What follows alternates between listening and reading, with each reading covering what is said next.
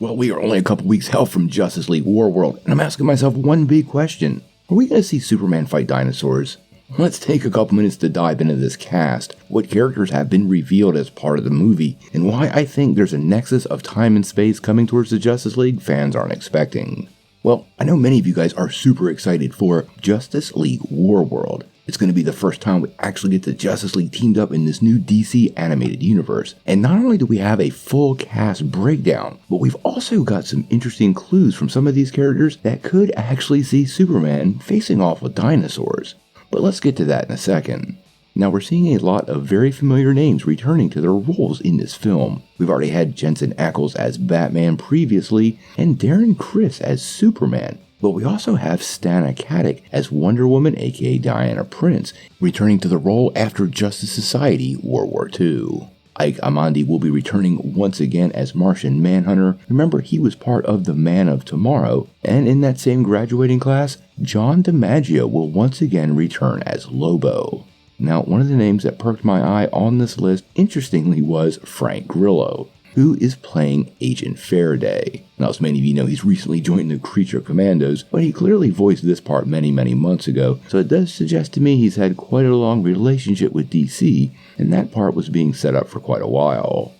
Now, you can't have Warworld without Mongol, and Mongol's going to be played by animation voice veteran Robin Atkin Downs, who's played multiple roles in all kinds of projects before and is an excellent cast. Now, this is only about a third of the cast, and the next two group of characters is where this gets a bit more interesting and why I think there's either time travel or time-space elements in this version of Warworld, because we've got some DC characters I was not expecting to see. Now, let's start with the Old West characters, because there's quite a few. As of right now, we know Troy Baker will play Jonah Hex, and if you're a fan of DC, we've seen a lot of Jonah Hex over the years, getting his own movie and even being part of the Justice League show. We've also got Brett Dalton showing up as Batlash, who is also a classic DC Old West character, and again, not somebody you were expecting to see here. Now, there's three other castings that also sound like Old West characters, but this hasn't been confirmed. Matt Bomer has been cast as an old man, whatever that means. And watch out here, because he played the Flash in Justice Society World War II, and he very well could be a red herring for a time-traveling Flash character. Just a little theory of mine. Okay, let's move on. We've also got Trevor Duvall as the Drifter and David Lodge as the Sheriff. And you can see how all of these character names seem to fit nicely into what might be a group of people hanging out at an Old West tavern before they were abducted by an alien and thrown into an arena. Now, at this point, you're probably wondering about the dinosaurs, and that's where the next group of characters come in.